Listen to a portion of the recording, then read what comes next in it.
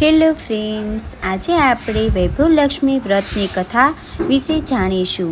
જો તમને આ વિડીયો પસંદ આવે તો તેને લાઈક કરજો, શેર કરજો અને સબસ્ક્રાઈબ કરજો. વૈભવલક્ષ્મી વ્રત.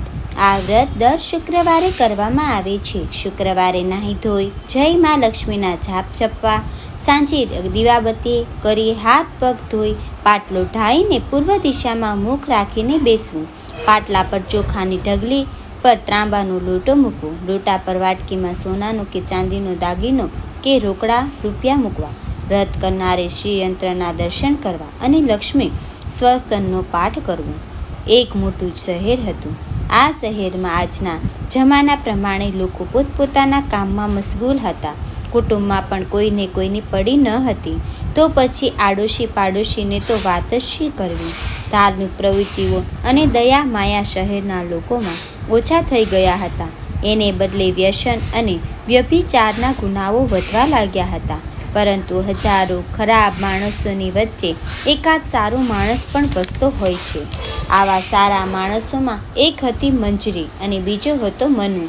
બંને પતિ પત્ની હતા. ધાર્મિક વૃત્તિના હતા અને સંતોષી હતા. વિનયી અને વિવેકી હતા. તેઓ હંમેશા નવરા પડે ત્યારે પ્રભુ ભજનમાં જ પોતાનો સમય ગાળતા. ગરીબ ગુરબાનને દાન પુણ્ય કરતા અને મદદ પણ કરતા હતા. એટલે લોકો એમના વખાણ પણ કરતા. આમ એમના દિવસો આનંદમાં પસાર થઈ રહ્યા હતા અને સુખેથી પોતાનું જીવન જીવતા હતા. પરંતુ એમ કહેવાય છે કે ને, કેટલીક વખત ભગવાનને પણ મનુષ્યના સુખની ઈર્ષ્યા આવે છે. ભગવાનની ઈર્ષ્યાનો પાર કોણ પામી શક્યું છે? એ તો જ્યારે માનવીને આપે છે ત્યારે છપ્પર ફાડીને આપે છે ને લઈ લે છે ત્યારે કાનની વાણે પણ લઈ લે છે. મંજરીના આગલા જન્મના કર્મો કંઈક એવા હશે તે એની પડોશણની શોભનમાં ફસાઈ ગઈ. એની પડોશણ અવળે ધંધે ચડી ગઈ હતી. સાથે સાથે મંજરીને પણ ચડાવી દીધી. બીજી બાજુ મંજરીના પતિ મનુએ એક દારૂડિયાની સોબત થઈ ગઈ. એની કમાણી બધી દારૂમાં જવા લાગી. એટલે એની હાલત રોજે રોજ ખરાબ થતી ગઈ. એક બાજુ મંજરી કમાણી કરવા લાગી અને બીજી બાજુ મનુ ખોવા લાગ્યો. ખાવા પીવામાં તો વાંધો આવ્યો નહીં, પણ પોતાની પોલ બહાર ન પડે એટલા માટે દારૂ પીવા મનુ જેમ જેમ મંજરી પાસે એના દાગીના માંગતો એમ એમ મંજરી એને દાગીના આપતી ગઈ. જે ઘરમાં એક દિવસ ભગવાનનું નામ લેવાતું અને દાન પુણ્ય કરવામાં આવતું, એ ઘરમાં આજે દરિદ્રતા અને ભૂખમરા જેવી સ્થિતિ ફેલાઈ ગઈ. કારણ કે જેમ જેમ મંજરીનું રૂપ પણ ઓછું થતું ગયું તેમ તેમ એની આવક પણ ઘટતી ગઈ. એક ટંક ભોજનના પણ સાસા પડવા લાગ્યા અને મંજરી મનુને અને મનુ મંજરીને એમ એકબીજાને ભાડવા લાગ્યા. પણ મંજરી સમજુ હતી. એ એક દિવસ વિચાર કરતા બેઠી હતી કે મારા કોઈ ગયા જન્મના કર્મને લીધે હું લપસી પડી, પરંતુ મારે આવું કરવું જોઈતું ન હતું. સારું, ભૂલ્યા ત્યારથી ફરી ગણું. દુઃખ પછી સુખ ફરી આવવાનું જ છે. એટલે મારે હવે ભગવાન ઉપર શ્રદ્ધા રાખીને પ્રભુ ભક્તિમાં દિલ જોડવું જોઈએ. આમ મંજરી તો પોતાના અવળા માર્ગ ઉપરથી પાછી વળી ગઈ. પણ પોતાને રાત દિવસ ચિંતા થતી હતી કે અવળે માર્ગે ચડી ગયેલા પોતાના પતિને સવળે માર્ગે ચડાવવું કેમ. એ તો આખા દિવસમાં જે કંઈ થોડી ઘણી કમાણી કરતો હતો તે બધી દારૂમાં ઠાલવી દેતો હતો. રોજ રાતે સૂતી વખતે મંજરી ભગવાનનું નામ લઈને સૂતી અને લક્ષ્મીદેવની 5 માળાઓ પણ કરતી. એક દિવસની વાત છે. 5 માળાઓ કરીને અને લક્ષ્મીદેવીનું નામ લઈને એ સૂતી અને અડધી રાતે એને સપનું આવ્યું. સપનામાં એને સાક્ષાત લક્ષ્મીજી આવ્યા. પણ લક્ષ્મીજી એક ડોશીનું રૂપ ધરીને આવ્યા હતા. છતાં એમના મોઢા ઉપરનું તેજ અછતું રહેતું ન હતું. અરે માજી, આપ કોણ? આપની ઓળખ પડતી નથી. અરે મંજરી, તું મને ભૂલી ગઈ? કંઈ યાદ આવતું નથી માજી? અરે મંજરી બેટી, તું દર શુક્રવારે લક્ષ્મીજીના મંદિરે આવતી હતી કે નહીં? ત્યાં આપણે બધા સાથે મળીને લક્ષ્મીજીના ભજનો ગાતા હતા કે નહીં? તું ભજનો ગવડાવતી હતી કે નહીં?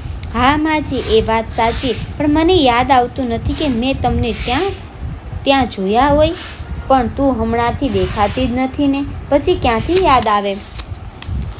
મારી સ્થિતિ એવી થઈ ગઈ છે કે હું આવી શકું તેમ નથી. બેટા, હું બધું જ સમજી ગઈ છું. પહેલાં તો મને એમ થયું કે તું કદાચ સાજી માંજી હોઈશ, પણ પછી તપાસ કરતાં મને જાણવા મળ્યું કે શું જાણવા મળ્યું માજી? મને જાણવા એ મળ્યું બેટી કે તારો પતિ દારૂડિયો બની ગયો છે અને તારી આર્થિક સ્થિતિ બગડી ગઈ છે. આમ કહી માજીએ મંજરીના વાસામાં હાથ ફેરવતા માંડ્યો અને મંજરી ધુસકે રડવા લાગી. પછી માજીએ એને સાંત્વન આપતા કહ્યું, બેટી તું ગભરાઈશ નહીં. સુખ અને દુઃખ એ તો માનવીના જીવનમાં આવ્યા જ કરે છે. તું ધીરજ રાખજે. હું પોતે જ લક્ષ્મી દેવી છું અને રૂપ બદલીને તારી ખબર કાઢવા આવી છું. તારો પતિ પણ થોડા વખતમાં સુધરી જશે, પણ તારે એક વ્રત કરવું પડશે. હું જરૂર વ્રત કરીશ માં. મને કહો મારે કયું વ્રત કરવાનું છે? જો તું લક્ષ્મીજીનું વ્રત કરે તો સારા વાના થઈ જશે. આ વ્રતને વૈભવ લક્ષ્મીનું વ્રત કહે છે. આ વ્રત કરનારના મનની તમામ આશા પૂરી થાય છે. એને સુખ સંપત્તિ પાછી મળે છે. પણ માં, મારે આ વ્રત કેવી રીતે કરવું એ તો કહો. જો સાંભળ બેટી. આમ કહી માજીનું રૂપ ધરીને આવેલા લક્ષ્મી દેવીએ વ્રતની વિગતે કહેવા માંડી. આ વૈભવ લક્ષ્મીનું વ્રત દર શુક્રવારે કરવામાં આવે છે. શુક્રવારે નાહી ધોયેલા કપડાં પહેરી આખો દિવસ જય માં લક્ષ્મીના જાપ જપવા, કોઈની નિંદા કરવી નહીં અને આખો દિવસ સત્કાર્ય કરવું. સાંજે દિયાબત્તી કરી હાથ પગ ધોઈ એક પાટલો ઢાળીને પૂર્વ દિશા સામે મોં રાખીને બેસવું. પાટલા ઉપર ધોયેલો રૂમાલ પાથરવો. આ રૂમાલ ઉપર ચોખાની નાની ઢગલી કરવી.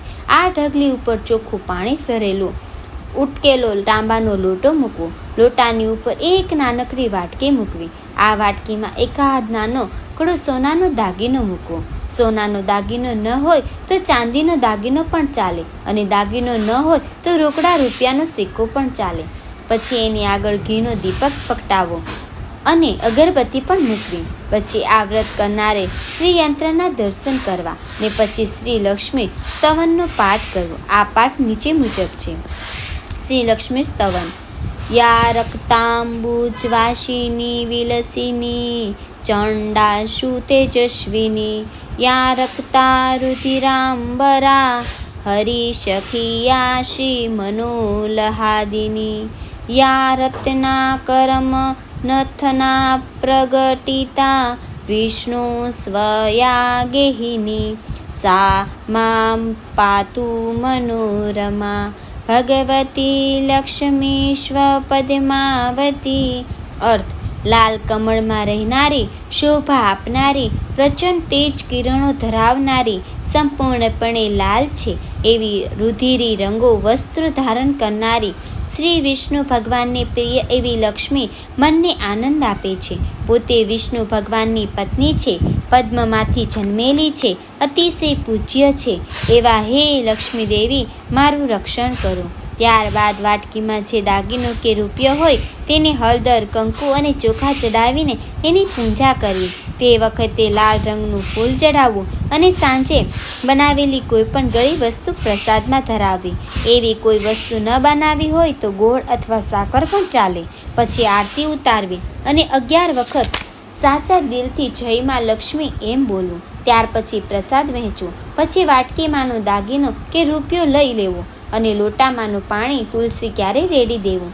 ચોખા જે ઢગલીમાં લીધા હોય તે પક્ષીને ચણમાં નાખી દેવા. આમ જો વિધિપૂર્વક આ વ્રત કરવામાં આવે તો જરૂર એનું ફળ મળે છે. માનવીના દુઃખ દૂર થાય છે અને ધનની રેલમ છેલમ થાય છે. આ વ્રત 11 કે 21 શુક્રવાર પૂરા કરીને ઉજવવું. છેલ્લા શુક્રવારે આ બધી વિવિધ ઉપરાંત નારિયેળ વધેરવું, ખીરનો પ્રસાદ ધરાવવો અને 7 કુંવારી અથવા તો સૌભાગ્યવતી બહેનોને કંકુ ચાંદલો કરી શ્રી વૈભવ લક્ષ્મી વ્રતની એક ચોપડી ભેટ આપવી. આમ કહી ડોશીમાના સ્વરૂપે સ્વપ્નમાં આવેલા શ્રી લક્ષ્મી દેવી અંતર ધ્યાન થઈ ગયા અને મંજલીએ સવારમાં ઉઠતા વેદ નક્કી કરી નાખ્યું કે મારે શ્રી વૈભવ લક્ષ્મીનું વ્રત કરવું. પછીના શુક્રવારથી જ મંજરીએ આ વ્રત શરૂ કર્યું. 3 શુક્રવાર ગયા ત્યાં તો મંજરીના પતિ મનુની આંખ ઉઘડી ગઈ અને ધીમે ધીમે સુધરી ગયું. 7 શુક્રવાર પૂરા થયા ત્યાં તો એ હતો એવો ને એવો સજ્જન માણસ બની ગયો અને 11 શુક્રવાર કરી મંજરીએ વ્રતનું ઉજવણું કર્યું. ત્યાં તો મંજરી હતી એવી સુખી થઈ ગઈ. મંજરીએ અને મનુએ શ્રી લક્ષ્મી દેવી જેવા ફળ્યા એવા સૌને ફળજો અને સૌને સુખ શાંતિ આપજો. બોલો જય વૈભવ લક્ષ્મી માની જય.